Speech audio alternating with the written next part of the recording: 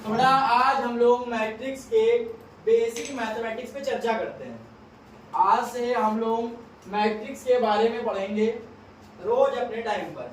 ध्यान दीजिएगा बेटा, आप लोग पहले तो मैट्रिक्स का डिवाइडेशन पता होना चाहिए आपको कि मैट्रिक्स का बोर्ड पेपर में क्या रोल है, कितने कितने मार्क्स का मैट्रिक्स का डिस्ट्रीब्यूशन होता है पेपर में।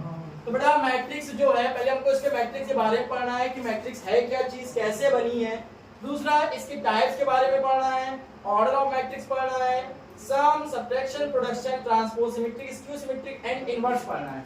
ये बगल में इसके सारे मार्क्स डिस्ट्रीब्यूशन दिया है, ये सारे आपके बोर्ड पेपर के अकॉर्डिंग डिवाइडेड है। अगर हम इस तो बड़ा मैट्रिक्स के इंट्रो के बारे में आज बात कर रहे थे। मैट्रिक्स में डेफिनेशन लिखी हुई है आपकी, a matrix is a set of group of mn numbers arranged in a rectangular array enclosed by two brackets. Matrix आपका ऐसा अरेंजमेंट है जो mn नंबर से मिलकर बना है।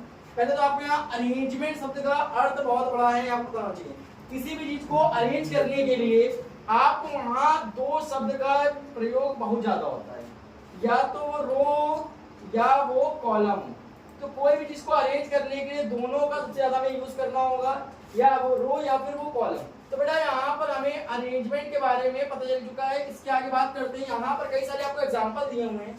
यहाँ पर एक लाइन लिख के आ रहा है mn, इसका ये m और n इसको ऑर्डर को बता रहा है। यहाँ पर m है number of rose and n है आपका नंबर ऑफ कॉलम।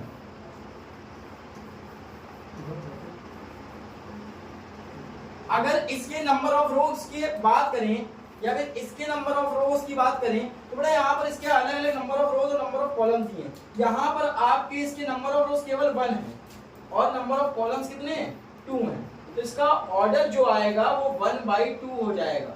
ठीक है, इसके आगे बात करते हैं। इसका अगला एग्जांपल दिया हुआ है। अगर इसमें नंबर ऑफ रोज की इसके आगे बात करेंगे तो यहाँ पर 2 रो दिए हैं और 2 कॉलम दिए हैं, तो इसका जो ऑर्डर होगा वो 2/2 हो जाएगा। नेक्स्ट में अगर लास्ट एग्जांपल की बात करते हैं, ये आपको दिया गया है, यहाँ पर भी 2 नंबर ऑफ रोज हैं और 2 नंबर ऑफ कॉलम हैं, यहाँ पर इसका ऑर्डर भी 2/2 हो जाएगा। तो बेटा यहाँ पर आपको इसकी डेफिनेशन बताई गई है। तो यहाँ बताया गया है a matrix set of group of mn number arranged bye a rectangular अरे। यहाँ रेक्टेंगुलर का मतलब है कि अगर आप मैट्रिक्स का यूज करते हैं तो यहाँ पर जो ये आप एरे बना रहे हैं ये रेक्टेंगुलर ही होना चाहिए। इसके अलावा कोई और शेप होगा तो इसमें अलाउ नहीं करेगा। तो यहाँ पर आपको इसमें केवल रेक्टेंगुलर पार्ट ही डिसाइड करना है। इसके आगे ध्यान दीजिए बेटा कि अगर यहाँ पर इसकी प्रॉपर्टीज की बात करते हैं, अलग अलग प्रकार की इसकी प्रॉपर्टीज आ गई हैं, तो इसमें हम बात करते हैं। इसमें आगे आपको दिया गया है इसकी प्रॉपर्टीज में a specified number of rose and a specified number of columns. तो बेटा इसमें आपको एक रो दी जाएगी, स्पेसिफाइड दी जाएगी, बताया जाएगा, और इसमें एक कॉलम बताया जाएगा। अगर यहाँ पर जैसे एग्जांपल दिए हुए हैं, आपको पिछले वाले एग्जांपल में बता चुके हैं, यहाँ पर आपको दिया है एक स्पेसिफाइड इसका एग्जांपल दिया जहां पर आपको इसमें 3 रो दी गई है। तो ये जो आगे लिखा हुआ है ये नंबर ऑफ रोज को डिफाइन कर रहा है, और जो सेकंड वाला स्टेप है वो नंबर ऑफ कॉलम को डिफाइन कर रहा है। अगर इसमें बात करें तो ये 3 जो है ये आपके नंबर ऑफ रोज है, एंड जो ये 3 दूसरा वाला है ये आपको नंबर ऑफ कॉलम बता रहा है। अगर इसके सेकंड एग्जांपल की बात करते हैं तो बेटा यहाँ पर ये आपको एक एग्जांपल दिया है, तो वही आपको यहाँ पर फिर से वही काम करना है जो अभी तक करते हुए आए हैं। यहाँ पर जो 2 पड़ी हुई लाइन है ये आपको बताएगा नंबर ऑफ रोज। तो यहाँ पर आपके नंबर ऑफ रोज जो है 2 है and number of columns 1 2 3 4, number of columns है 4। तो नंबर ऑफ कॉलम्स, ये लास्ट एग्जांपल की बात करते हैं तो बेटा ये लास्ट वाले एग्जांपल में दिया हुआ है, यहाँ पर केवल 1 रो है और यहाँ पर 2 कॉलम दिए हैं। तो यहाँ इसको अलग अलग तरीके से बताया गया है। फिर से भाई यहाँ पर आ गया आपका केस। तो बेटा आपको ये प्रॉपर्टीज बताई गई है, इसके अकॉर्डिंग आपको पूरे सारे काम करने हैं। तो बेटा यहाँ ध्यान दीजिएगा, जो इसकी प्रॉपर्टीज है वो यही बताना चाहती है कि यहाँ पर आपको एक स्पेसिफाइड नंबर दिया था रो का और एक स्पेसिफाइड नंबर दिया था कॉलम का। सेकंड नंबर प्रॉपर्टी आपकी है 2 numbers stretch dimension of the size of the matrix. जो आपका ये जो मैट्रिक्स दिया गया है ये इसके साइज को डिफाइन करेगा, वो भी कौन से, इसमें रो दिए जाएंगे और इसके कॉलम दिए जाएंगे। तो यहाँ पर अभी आपको इसका ऑर्डर बताया है। अगर ऑर्डर ऑफ मैट्रिक्स की बात करते हैं तो इसमें जो ऑर्डर ऑफ मैट्रिक्स दिया गया है वो ये क्वेश्चन का 3/3 है, क्योंकि यहाँ पर आपके 3 रो हैं और 3 कॉलम है। नेक्स्ट में आप इसकी बात करते हैं, इसका ऑर्डर ऑफ मैट्रिक्स कितना है, यहाँ 2 रो दिए गए हैं और 4 कॉलम दिए गए हैं, तो यहाँ इसका ऑर्डर ऑफ मैट्रिक्स 2/4 हो जाएगा। लास्ट में आपका ऑर्डर ऑफ मैट्रिक्स कितना आएगा, इसमें 1 रो दी गई है केवल और 2 कॉलम दिए गए, तो इसका ऑर्डर ऑफ मैट्रिक्स 2 हो जाएगा। आगे नेक्स्ट स्टेप में हम लोग ऑर्डर ऑफ मैट्रिक्स की बात करने जा रहे हैं बेटा। नेक्स्ट स्टेप में ये आपका जो एरे दिया गया ये बताया जा रहा है। यहाँ पर कई सारे आपके इसकी रोज हो सकती हैं और कई सारे यहाँ पर इसके कॉलम हो सकते हैं। अगर यहाँ पर इसके रो की बात करेंगे तो ये जो आपकी हॉरिजॉन्टल लाइन है ये इसकी रो को डिफाइन करती है, और जो इसकी वर्टिकल लाइन है ये इसके कॉलम को डिफाइन करती है। अभी आपने अगर यहाँ थोड़ा सा ध्यान दिया होगा तो आपको एक चीज तो यहाँ पता चल चुका होगा कि यहाँ पर आपने ये दे रहा है डॉट डॉट M1, ये जो M1 दे रहा है, M क्या है, M गोज टू रो, तो बेटा M क्या बताना चाह रहा है यहाँ पर, रोज को, और N क्या बताना चाह रहा है इसके कॉलम को। तो यहाँ से एक चीज तो डिफाइन होगी कि जो M होता है वो नंबर ऑफ रोज होता है, N नंबर ऑफ कॉलम्स होता है। यहाँ पर A आपको एक मैट्रिक्स दिया गया है जिसका ऑर्डर है M क्रॉस N। यहाँ पर M क्रॉस N का मतलब होता है M/N, ये क्रॉस सिंबल को बाई का यूज करते हैं। कई जगह आपको इसको अलग अलग तरीके से बताया जाएगा, जैसे यहाँ पर दिया गया I goes from 1 to M। I का मतलब होता है नंबर ऑफ रोज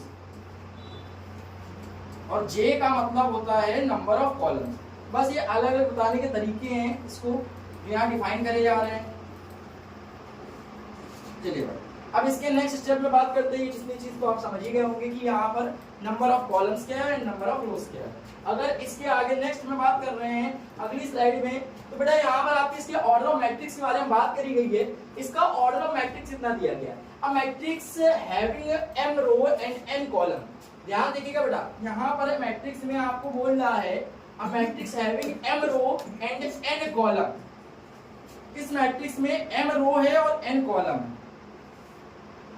अगर इस मैट्रिक्स से बात करते तो आपको m रो दी गई है और n कॉलम दिया गया। फिर से वही चीज, m आपकी रो को डिफाइन कर रहा था अभी तक और n आपके कॉलम को डिफाइन कर रहा था। यहाँ पर इसी के बारे में बताया गया है। इस called a matrix of the order of m cross n और simplify m cross n matrix. तो बेटा यहाँ पर आपको बताया गया है कि इसका जो सिंप्लीफिकेशन है वो m क्रॉस n से जानते हैं। m क्रॉस n का मतलब होता है ये इसके ऑर्डर को डिफाइन कर रहा है। ऑर्डर डिफाइन करने के लिए आपको m बताएगा नंबर ऑफ रोज और n बताएगा number of columns. Generally as m cross n is a matrix has the following rectangular array. यहाँ पर रेक्टेंगुलर शब्द का अर्थ फिर से बताया गया बेटा। यहाँ पर रेक्टेंगुलर का मतलब होता है, रेक्टेंगल आपको किस तरीके का बनता है, रेक्टेंगल आपके अपोजिट साइड्स आर इक्वल। बेटा रेक्टेंगल अगर आपका ABCD है तो उसमें अपोजिट साइड इक्वल होती है। अगर इसको x लेट कर रहे हैं तो सामने वाले का डायमेंशन भी x मीटर या सेंटीमीटर जो भी है। अगर इसकी ब्रेथ को y लेट कर रहे हैं तो इसकी ब्रेथ भी y होगी। आगे बात करते हैं बेटा यहाँ पर इसके ऑर्डर ऑफ मैट्रिक्स क्लियर हो गया। यहाँ कई तरीके के यहाँ पर आपको डायग्राम दिए गए नीचे नीचे। इसकी बात करते हैं अगर, तो बेटा पहला आपको यहाँ डायग्राम दिया गया है, ये टाइल्स का है, ये मार्बल है कई सारे। तो मार्बल में बात करते हैं, आप सभी लोग घर पे मार्बल तो लगे होंगे कई जगह। तो बेटा मार्बल में कुछ ना कुछ एक ऑर्डर होता है, जो आपके घर पे टाइल्स करते हैं अलग अलग, उसका कुछ ना कुछ एक ऑर्डर होता है। तो बेटा यहाँ पर एक टाइल्स दिया गया है, शायद आपको दिख रहा हो। तो यहाँ पर इसका डायमेंशन अलग से दिया गया है कि 9/18 का है या 18/9 का है। अगर 9/18 का है तो इसका मतलब है कि यहाँ पर 9 इसके नंबर ऑफ रोज है और 18 इसके नंबर ऑफ कॉलम। ठीक है, अगर इसके आगे बात करते हैं, यहाँ पर भी वही चीज दिया गया, सेम कॉपी कि बेटा यहाँ पर भी अलग अलग छोटे छोटे पार्ट्स में इसके डायमेंशन दिए गए हैं। इसको समझना बहुत जरूरी है, जो आपको यहाँ लास्ट में पार्ट दिया गया है। ध्यान देखिए लास्ट में इसके बारे में बताया गया आपको प्रॉपर। तो यहाँ पर ये 4 कॉलम दे रहा है और 3 रोज दे रहा है। रोज आपकी हॉरिजॉन्टल लाइन होती है, ये आपको डिफाइन करा रहा है कि रोज आपकी हॉरिजॉन्टल लाइन होती है। जितने भी यहाँ पर हॉरिजॉन्टल लाइन खींचेंगी वो आपकी नंबर ऑफ रोज को डिफाइन करेंगी, और जितनी भी आपकी यहाँ वर्टिकल लाइन खींचेंगी ये आपके नंबर ऑफ कॉलम्स को डिफाइन करेंगी। तो यहाँ पर आपके 3 रोज हैं और 4 कॉलम है। अब इसका फाइनली आंसर आएगा ऑर्डर ऑफ अ मैट्रिक्स। तो बेटा इसका ऑर्डर ऑफ अ मैट्रिक्स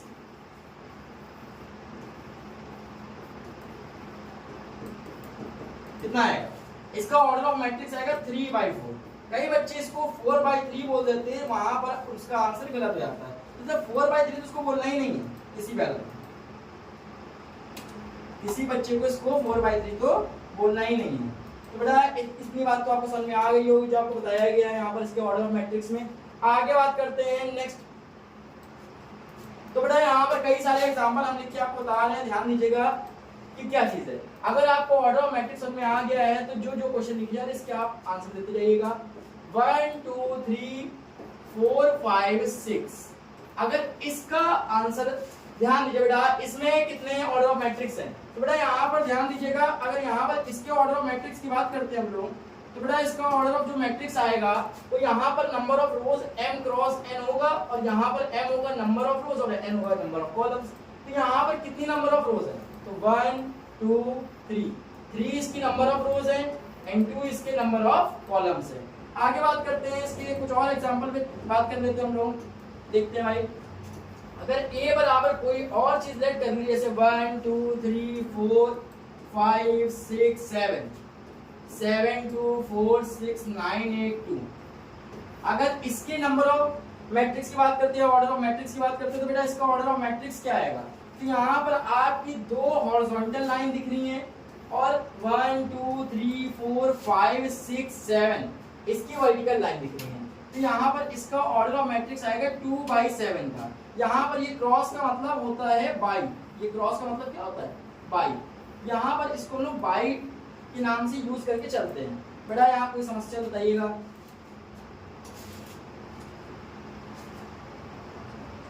आगे बेटा ध्यान दीजिएगा, इसमें आगे आपके इसकी टाइप्स के बारे में डिफाइन करा गया है। अगर हम इसकी टाइप्स के बारे में बात करते हैं तो टाइप्स ऑफ मैट्रिक्स आपका स्टार्ट होता है यहाँ वाले पेज से। बेटा अगर यहाँ पर आपकी टाइप्स ऑफ मैट्रिक्स की अगर हम बात करें अलग अलग तरीके से, तो यहाँ पर इसके टाइप क्या क्या हो सकते हैं? अलग अलग टाइप हो सकते हैं। जैसे कि यहाँ पर पहला आपको दिया है कॉलम मैट्रिक्स।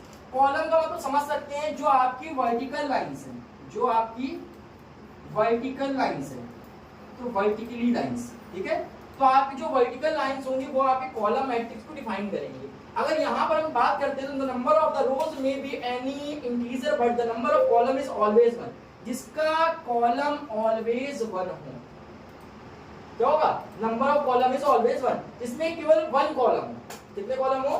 1 कॉलम। तो यहाँ पर ये एग्जांपल दिया गया है, इसमें भी कितने कॉलम है? 1। यहाँ पर भी कितने कॉलम है? 1। यहाँ पर भी कितने कॉलम है? 1। लेकिन बेटा यहाँ पर रो कोई भी डिसाइड नहीं कर रही, कई सारी रो हो सकती है, रो से कोई भी मतलब नहीं है। तो बेटा आपको ध्यान देना है, आपको अगर कॉलम मैट्रिक्स जानना है तो वहां पर एक चीज आपको क्लियर होनी चाहिए कि वहां उसके ऑर्डर में कॉलम 1 हो, लेकिन मैट्रिक्स में आपके रोज कितने भी हो उसका कोई भी मैटर नहीं करता है। अगर आपको इतना सीखना है तो ये बस थोड़ी थोड़ी बातें याद रखनी पड़ेंगी कि उसमें यहाँ पर कॉलम डिफाइन नहीं करता है। कॉलम मैट्रिक्स में यहाँ पर कॉलम 1 होना चाहिए और उसका रो m होनी चाहिए। तो यहाँ पर इसके आगे अगर बात करते हैं नेक्स्ट में, तो कॉलम मैट्रिक्स तो आपको इतना समझ में आ चुका होगा। तो बेटा इसमें आगे ध्यान दीजिएगा, अगर कॉलम मैट्रिक्स आप सीख चुके तो आप रो मैट्रिक्स भी बहुत आसानी से बता सकते हैं। जैसे कि यहाँ पर आपको बताया गया है कॉलम मैट्रिक्स के बारे में। कॉलम मैट्रिक्स में केवल कितनी कॉलम होती है? ऑलवेज 1। इसमें केवल 1 कॉलम होती है। अगर यही चीज सेम रो मैट्रिक्स की अगर हम बात करें कि रो मैट्रिक्स में क्या होता है, तो बेटा रो मैट्रिक्स में आपका यहाँ पर कितनी? ऑलवेज 1 रो। रो मैट्रिक्स में केवल कितनी रो आएंगी? 1 रो आएंगी। अब रो मैट्रिक्स में केवल 1 रो आ रही है तो यहाँ पर इसके बारे में बात करते हैं हम लोग कि 1 रो कैसे यहाँ यूज कर सकते हैं इसको। जैसे कि ये आपकी खड़ी लाइन है, इसको बस लिटा दीजिए, इसको बस वर्टिकली को हॉरिजॉन्टल कर दीजिए, तो आपकी ये लाइन को 1 4 2, यहाँ पर आपके रो केवल 1 होनी चाहिए और कॉलम कितने भी उसका कोई भी मैटर नहीं करता है। तो यहाँ पर आपकी इसकी 1 रो आ रही है और कॉलम n है। n टेंस का मतलब यहाँ डॉट और कितने भी कॉलम का यूज कर सकते हैं, इंफिनिटीज का कोई भी फर्क नहीं पड़ेगा हमारे मैट्रिक्स में। तो बेटा इसके आगे बात करते हैं, जैसे इसका और भी एग्जांपल समझ सकते हैं हम लोग कि जैसे आप एग्जांपल सेकंड नंबर और कोई भी ले लीजिए, एग्जांपल जैसे कोई भी लेट कर लें, a इज इक्वल टू लेट कर लिया 1। अब यहाँ पर बात करते हैं इसमें कई सारे एलिमेंट हैं, केवल एक ही आपको एलिमेंट दिया गया है, तो यहाँ पर जो ये 1 दिया हुआ है ये है क्या चीज आपका? तो बेटा यहाँ पर जो ये 1 है ये आपके एलिमेंट्स को डिनोट कर रहा है। इसको डिनोट करता है एलिमेंट्स को। मैट्रिक्स के अंदर जितने भी पार्ट्स में चीजें लिखी होती है वो आपका एलिमेंट्स बताता है, चाहे यहाँ पर 1 हो, चाहे 4 हो, चाहे 2 हो, या एनीवेयर कोई भी A11, A21, AM1 कोई भी मैट्रिक्स में कोई भी चीज दी हो वो आपके मैट्रिक्स के अंदर है तो फिर वो आपका एलिमेंट ही बताएगा। तो यहाँ पर एलिमेंट 1। अगर बात करते हैं इसके आगे, यहाँ इसके ऑर्डर पे चर्चा करते हैं हम लोग, इसका ऑर्डर कितना होगा।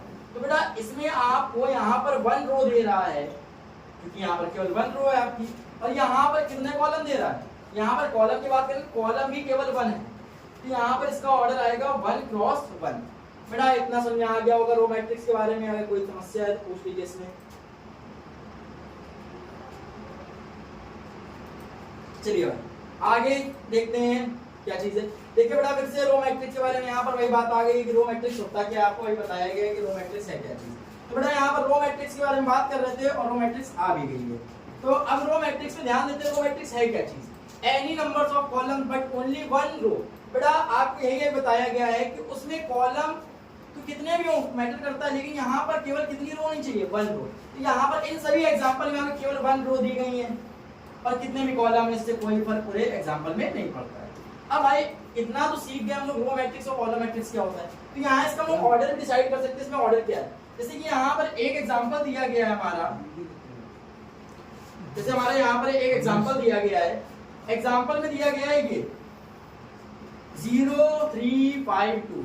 यहाँ पर आपकी कितनी नंबर ऑफ रोज हैं, यहाँ पर हमारी नंबर ऑफ रोज केवल 1 है, लेकिन नंबर ऑफ कॉलम्स कितने हैं 1 2 3 4।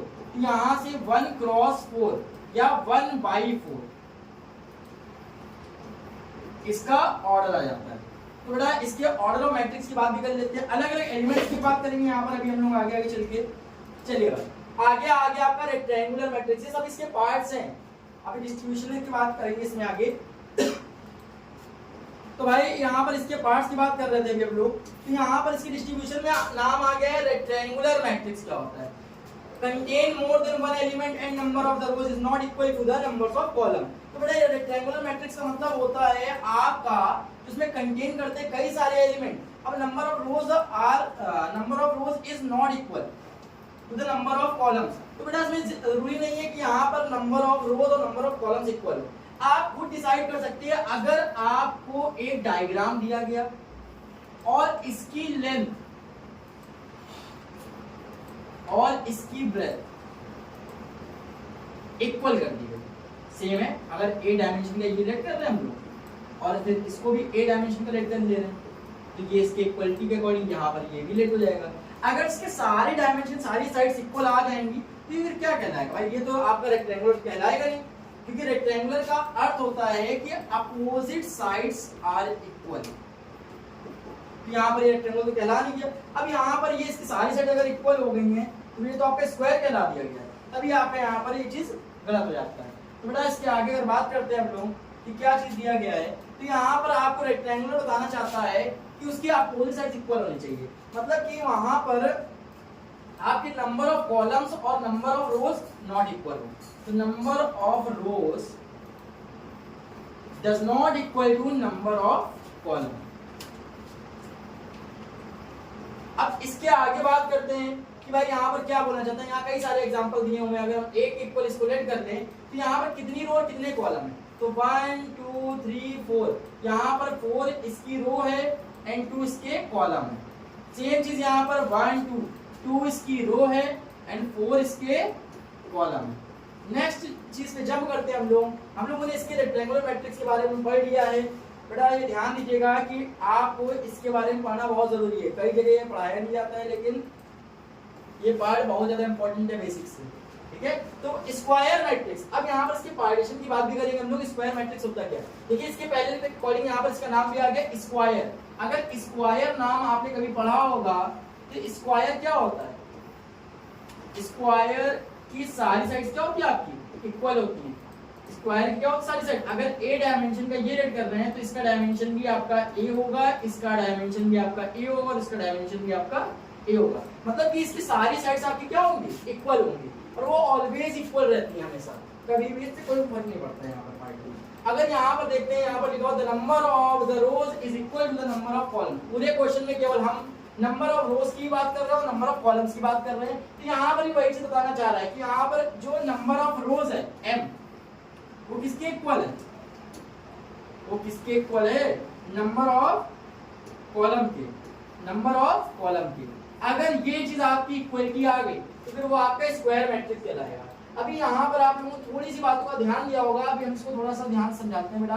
अगर आपने इसके पार्ट को थोड़ा सा भी समझा है तो यहाँ पर थोड़ा सा ध्यान दीजिएगा क्या चीज है। तो स्क्वायर मैट्रिक्स है क्या चीज, स्क्वायर मैट्रिक्स का होता है मतलब आपके जिसमें नंबर ऑफ रोज है और नंबर ऑफ कॉलम्स है वो आपके इक्वल होने चाहिए। मतलब जो आपका m है या फिर जो आपका n है वो आपका क्या होना चाहिए, इक्वल होना चाहिए। तो बेटा इसके आगे अगर बात कर रहे हैं यहाँ से इसके कितने कितने पार्ट में डिस्ट्रीब्यूट होता है, तो स्क्वायर मैट्रिक्स आपका 3 अलग अलग पार्ट्स में डिस्ट्रीब्यूट होता है। तो बेटा यहाँ ध्यान दीजिएगा कि 3 अलग अलग पार्ट्स कैसे कैसे हो सकते हैं। यहाँ पर ध्यान दीजिए कि ये यहाँ पर 3 अलग अलग पार्ट में डिस्ट्रीब्यूट हो रहा है, वो है क्या चीज। पहला आपका आता है डायगोनल मैट्रिक्स, डायगोनल मैट्रिक्स। दूसरा आपका आता है आइडेंटिटी मैट्रिक्स और लास्ट वाला आपका आता है स्केलर मैट्रिक्स। 3 मैट्रिक्स अलग अलग आपको दिए गए हैं और यहाँ पर इसके बारे में बताया जा रहा है। डायगोनल मैट्रिक्स का मतलब होता है जिसमें आपके डायगोनल प्रेजेंट हो, और डायगोनल तभी प्रेजेंट होंगे जब उसकी साइड्स इक्वल होगी। मतलब कि साइड्स केवल एक ही पार्ट में इक्वल हो सकती है, वो जो आपका केवल है स्क्वायर मैट्रिक्स। आपका क्या होगा, केवल है स्क्वायर मैट्रिक्स। तो स्क्वायर मैट्रिक्स के 3 अलग अलग पार्ट आपको बताए गए हैं, जो यहाँ पर लिखे हुए हैं। पहला डायगोनल, तो यहाँ भाई इसकी बात करते हैं। आपको a बराबर कोई भी एक मैट्रिक्स लेट कर लीजिए स्क्वायर का, जैसे मैंने यहाँ 3/3 का एक स्क्वायर मैट्रिक्स लेट करा हुआ है। तो 2 3 4 5 6 7 8 9 10 यहाँ पर आपका एक डायगोनल प्रेजेंट है जो आपके डायगोनल मैट्रिक्स को बता रहा है। तो मतलब वहां पर आपका एक डायगोनल प्रेजेंट होना कंपलसरी है जो आपके डायगोनल मैट्रिक्स को बताएगा। इसके आगे आपका आता है आइडेंटिटी मैट्रिक्स। अगर आइडेंटिटी मैट्रिक्स को समझना है तो बेटा इसके बारे में बात करनी पड़ेगी। ये देखिएगा आइडेंटिटी मैट्रिक्स होता क्या है। आइडेंटिटी मैट्रिक्स का मतलब होता है वहां पर वो एक यूनिट हो, मतलब उसके जो आपने डायगोनल बनाया था वो डायगोनल की वैल्यू 1 हो और बाकी सारे एलिमेंट इसको छोड़कर 0 हो, वो आपका आइडेंटिटी मैट्रिक्स कहलाएगा। इसके आगे बात करते हैं थर्ड वाला part, scalar matrix. Scalar matrix आपका क्या होता है, थोड़ा स्केलर मैट्रिक्स की अगर बात करते हैं तो उसमें जो आपका स्क्वायर मैट्रिक्स का पार्ट है, स्क्वायर मैट्रिक्स में आपकी डायगोनल की वैल्यू है बस वो सेम होनी चाहिए। अब वो जो सेम होगी भाई, सेम तो इसमें भी केस आ रही है 1 1 1 और इसमें भी सेम बोला जा रहा है, बोल रहे हैं सेम आनी चाहिए। तो बेटा यहाँ पर सेम का मतलब है कि इसमें एलिमेंट तो सेम होंगे, बाकी लेकिन सारे एलिमेंट 0 नहीं होंगे। तो यहाँ पर आप एलिमेंट लिख लीजिए, हमने लिख लिया है ए और ए, और बाकी सारे एलिमेंट्स में कोई भी फर्क नहीं पड़ता है। यहाँ 0 0 0 0 0 और 0, ये आपके 3 अलग अलग मैट्रिक्स के बारे में आपको बताया गया जो इसके पार्टीशन से बने हुए हैं। और पार्टीशन केवल किसका है, यहाँ पर स्क्वायर मैट्रिक्स का है। तो स्क्वायर मैट्रिक्स को 3 अलग अलग पार्ट डिस्ट्रीब्यूट करा गया है। पहला आपका डायगोनल मैट्रिक्स है जिसका एग्जांपल आपका ऊपर लिखा हुआ है। दूसरा आपका यहाँ पर आइडेंटिटी मैट्रिक्स, इसका एग्जांपल ये नीचे लिखा हुआ है। और तीसरा आपका स्केलर मैट्रिक्स, इसका एग्जांपल फिर से ऊपर लिखा हुआ है। यहाँ पर ये आपको बताया गया है। अब फिर से भाई अपने आगे उसी टॉपिक पे बात कर लेते हैं जहाँ पर चल रहा था नोट्स।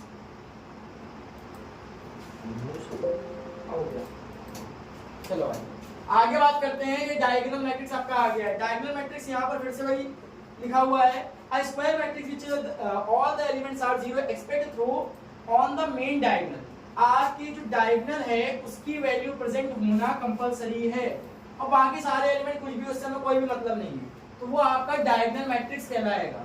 आगे बात करते हैं इसी के यूनिट और identity matrix. A diagonal matrix which one of the main diagonal, उसकी केवल एक डायगोनल में वैल्यू या एलिमेंट आपके 1 1 1 होने चाहिए।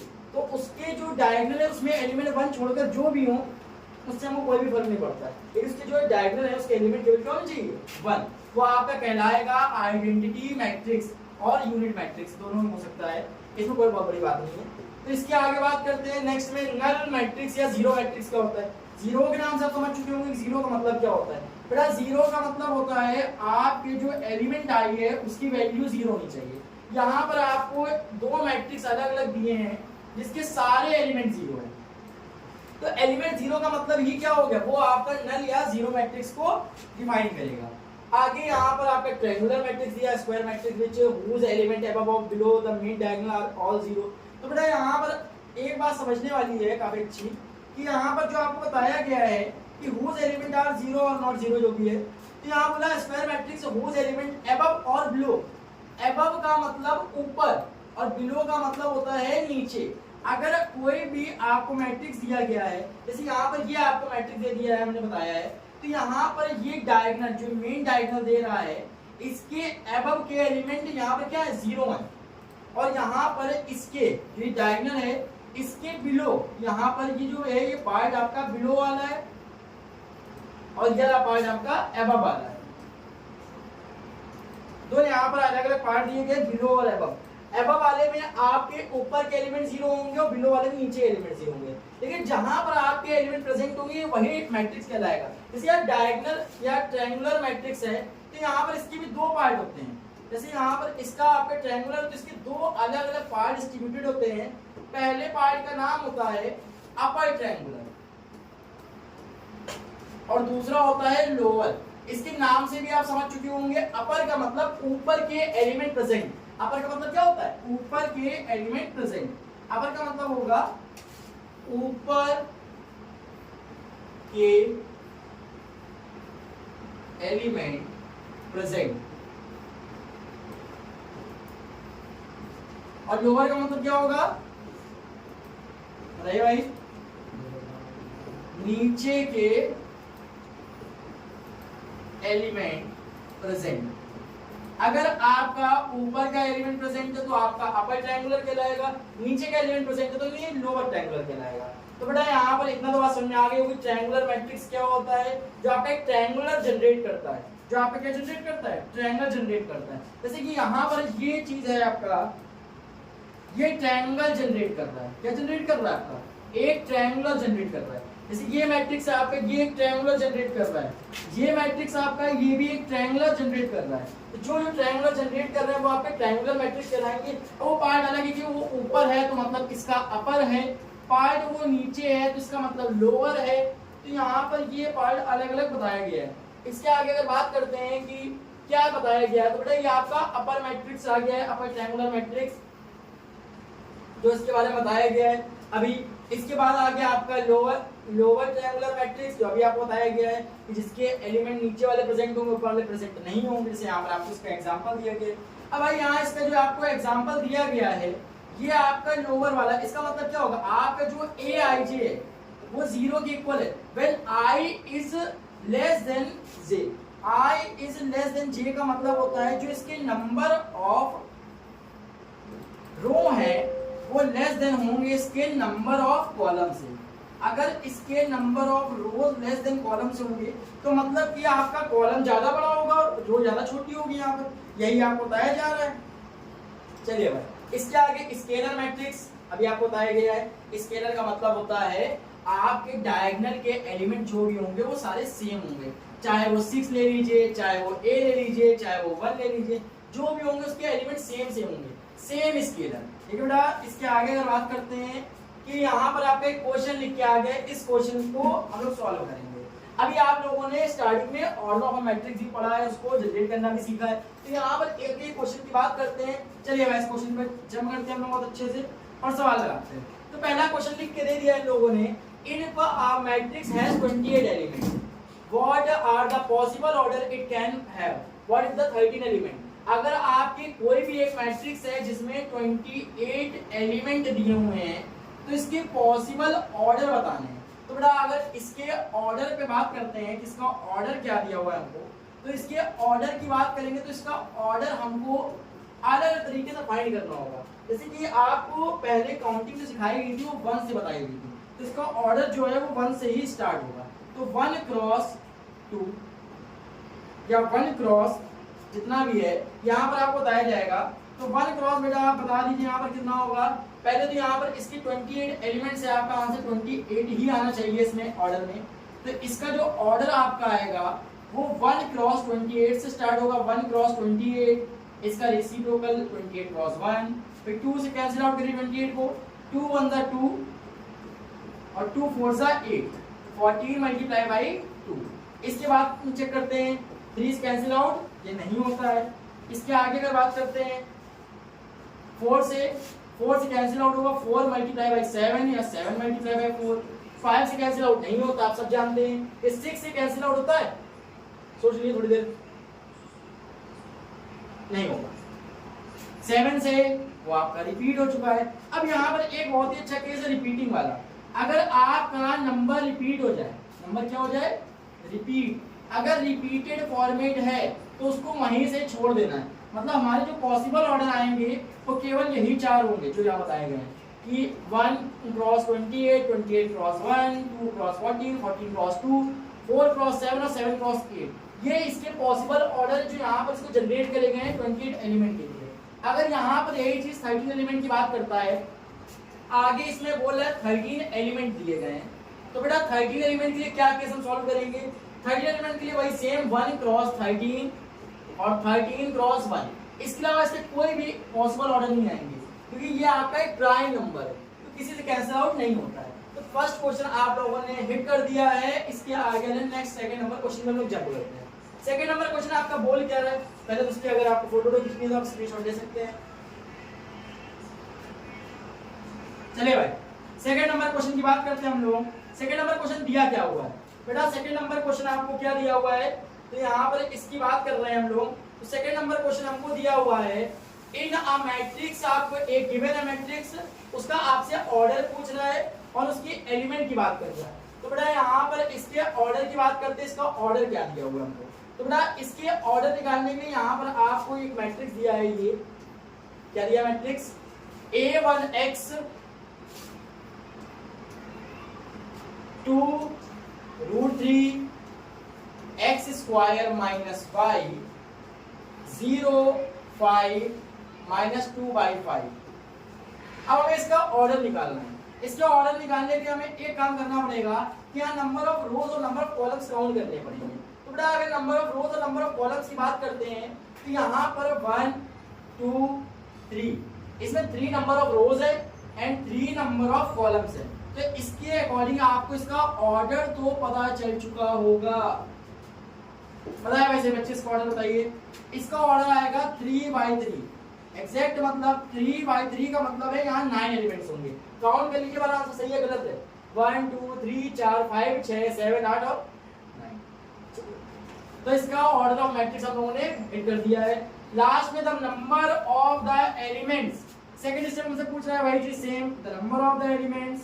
तो बेटा अगर the number of the elements पूछेगा तो ये भी आप बता पाएंगे यहाँ पर नंबर ऑफ एलिमेंट्स कितने हैं। यहाँ पर अगर बात करते हैं नंबर ऑफ एलिमेंट्स की, तो नंबर ऑफ एलिमेंट्स आपको यहाँ पर दिए गए हैं 9, जो आपको 3 क्रॉस 3 से बताया गया है। सेकंड नंबर क्वेश्चन इसका हम लोगों ने भी हिट कर दिया है। थर्ड नंबर क्वेश्चन पे बात करते हैं, तीसरा नंबर पार्ट क्या दे रहा है, आपको A23 की वैल्यू पूछ रहा है तो हमें A23 फाइंड करना है। इसके आगे हमसे A31 पूछ रहा है, हमें A31 भी फाइंड करना है, और इसके आगे A12 पूछ रहा है तो ये भी फाइंड करना है। 23 का मतलब आप सभी लोग जानते हैं, 23 का मतलब होता है सेकेंड रो और थर्ड कॉलम, सेकेंड रो और थर्ड कॉलम। तो बेटा यहाँ बात करते हैं, इसको छुपाइए ऐसे, तो ये फर्स्ट रो, ये सेकेंड रो, ये थर्ड रो, सेकेंड रो और थर्ड कॉलम। तो सेकेंड रो और थर्ड कॉलम मतलब अगर आप इसको छुपाएंगे ऐसे तो जो एलिमेंट गायब हो चुका है वो वहां से हट चुका है। अब बताइए यहाँ पर क्या आएगा, सेकेंड रो थर्ड कॉलम, जिस जगह ये क्रॉस बना रहा है वही उसके एलिमेंट कहलाएंगे। तो इसका जिस जगह क्रॉस बन रहा है उस एलिमेंट का नंबर क्या है बता सकते हैं आप लोग, पूरा उस एलिमेंट का नंबर है, आप ध्यान दीजिए यहाँ पर, तो उस एलिमेंट का नंबर क्या आ रहा है यहाँ पर, x square minus y, x square minus y. अगर इसके आगे बात करते हैं कि इसके आगे क्या पूछ रहा है, A31, तो ये तो हमने A23 निकाल दिया है। A31 की बात करेंगे तो A31 का मतलब है थर्ड रो और फर्स्ट कॉलम। तो बेटा ये आपकी थर्ड रो है, ये आपकी R3 है और ये फर्स्ट कॉलम है। इसके एलिमेंट की वैल्यू क्या आएगी देख लीजिएगा, जरा इसके एलिमेंट की वैल्यू आपकी क्या आ रही है, इसके एलिमेंट की वैल्यू आ रही है 0, तो A31 की वैल्यू हो गई है 0। अगर A12 की बात करते हैं तो A12 का मतलब होता है फर्स्ट रो और सेकंड कॉलम, तो वो उसकी वैल्यू 1 आ जाती है। तो बेटा यहीं से आपका ये क्वेश्चन कंप्लीट होता है। आगे ये एक क्वेश्चन और दिया हुआ है, यहाँ पर मैट्रिक्स के ऑपरेशंस की बात करी गई है, इसकी क्लास हम लोग कल से बात करेंगे। ठीक है बेटा, आज के लिए इतना ही, इसका कोई समस्या